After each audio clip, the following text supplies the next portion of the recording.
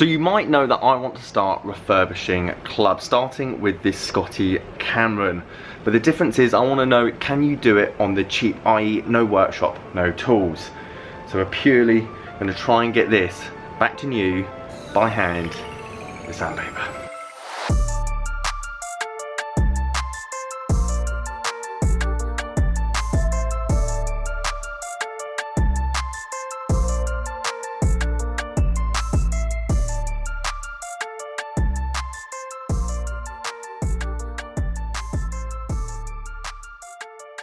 Welcome back to a brand new video. Yes, I want to try and restore this putter to brand new, or let's say shiny. Just use my hand, the cheapest possible method. Obviously we're going to try and test as many methods of restoring clubs, wedges, whatever it might be, different techniques, and obviously the expense is going to go up, but purely going buying sandpaper and using just, well, basically blood, sweat and tears to bring this to somewhat back to life is going to be the cheapest method. Guys, if you're new channel, welcome, please subscribe, leave this video a like if you liked it. I don't know how many parts this is, or whether it's going to be one video or two or three, because I'm basically learning as I go and I have no idea how this is actually going to turn out. But obviously first things first, we need to get rid of the dents, chip marks and everything else. So it's going to be very coarse sandpaper to start off with. Okay, so I've spent probably about 10-15 minutes trying to get rid of that top line, just using quite coarse sandpaper, 120 grit, and you can already start to see, obviously that line at the top there's gone. You can see how soft the metal is actually, because I mean that's gone through it so quickly.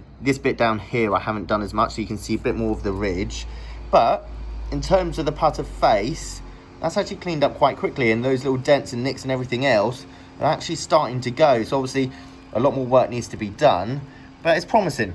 I don't think you can do this with all putters, but obviously seeing as Scotty Cameron putters are made from high quality materials and metals, then well, I think this could end up as a decent result.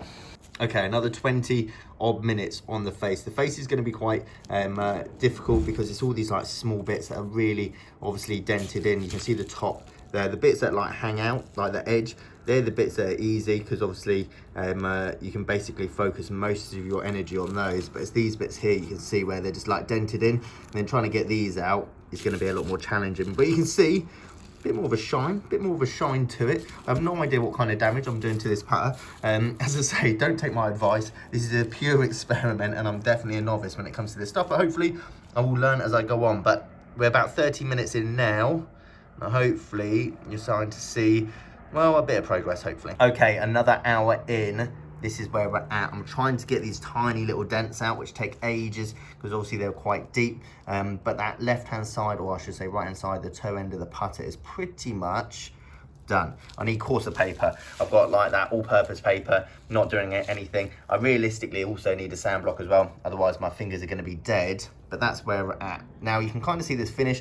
Imagine I'm going to have to finish this putter with something so it doesn't rust. But overall, in terms of like the shine and being able to actually get rid of these dents, not looking too bad.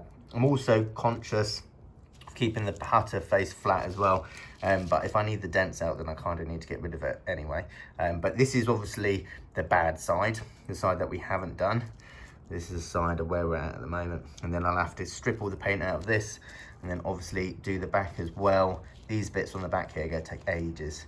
But hopefully we can get the whole putter looking, well, as good as that, and then obviously polished up. Okay, off to home base. I'm going to go and try and buy a lot more sandpaper, block, wet and dry. Obviously I did my GCSE design and technology, so wet and dry is basically my forte. And let's see how much it's going to cost, and then obviously get back and then try and finish off that face. I think that I'll probably finish it off for part one, as I think this is going to be a bit more of a project. But let me know if you like this kind of video. I'm really interested in starting doing like wedges, putters, anything metal based, obviously polishing up different finishes. I saw this really cool technique, I'll try and find the clip, of someone blow torching this wedge to basically blow it up. If you don't know, normally when you take off a wedge, for example, and use a blowtorch, it blues or shows this blue color on the metal, which normally you use blue away to get rid of, because the majority of people don't want that kind of finish on the hosel. But when you do the whole thing, I thought it looked really good. So potentially I want to do that in the future as well. Right, off to home base, and we're here. Obviously I have no idea about sandpaper, as I thought 120 was actually quite coarse, but it's not. I think we're going to go with this bad boy here to get most of the nicks out. going to get that in terms of shining it down. I need to get wet and dry, they don't have it here sadly, and then obviously a little block to save my hands. Anyway, that's the plan. Probably have to order the rest of it online. Let's get back. And we're back. 60, 80 and a 120 brush to go with it, 240 extra fine, one putter. I feel like all of this is going to take me more than enough time until it's the point of like polishing and really buffering up. But I think I'm going to give it another hour, see what the 60 does, to try and get rid of like the worst dents that you can see on the top there, for example, and the bottom, and let's see if we can finish off this side, and then let's see what kind of progress and condition that we have made. £16 spent in total so far, and then obviously 32 hours of my time, so absolute bargain. Okay, no question, go with a coarse sandpaper to start off with, because that's taken me 20 minutes and pretty much what took me about an hour earlier. So obviously it's going to scratch up the face more, which obviously is going to come out, but like the big dents, like the ones that were in there, like first of all, they've kind of gone. So now we're going to attack the bottom, quickly show you where the bottom's at the moment. Again, you can see all the dents and everything, which obviously we're going to attack now, and then potentially the edges and the top as well.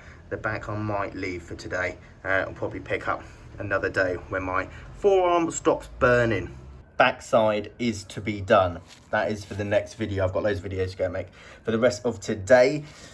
Front side, somewhat getting there.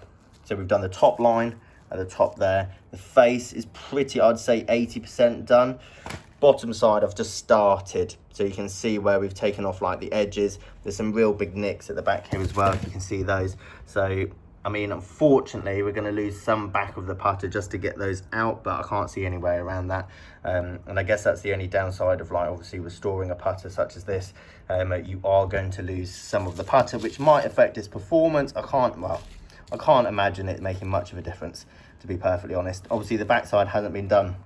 The ideal situation now is I'm going to buy some obviously finer polishing, wet and dry, and then polishes, metal polishes, to obviously do all of this up, so we start to get into a point where it's finished, and then obviously the actual painting side of it. I've got to strip the paint out of both of those, and I've got to strip the paint out of the back of that and then repaint them so it does look good. But what I'm glad to know is that I do feel this could work. I mean, if we look at the start of the video to compared now, and about 2.5 hours of sanding down with all of that, my best advice is sand block, and obviously as coarse a paper, because it's just going to save you time at the end of the day. And it's these tiny little bits that are going to be the tough bits to obviously get done. But overall, I'm quite happy for it. I think it looks quite cool already in its state it is. Yeah, guys, thank you ever so much for watching this video. Please leave it a like and leave some comments down below. As I say, I'm not a professional in any regard of this, so if you've got any tips or tricks, that would obviously help speed this process up, or if I'm doing anything wrong, then please do let me know. But overall, I'm quite happy with that and quite excited potentially what this series can do. Not just obviously this putter, but wedges, other putters, irons, you name it. Guys, see you later.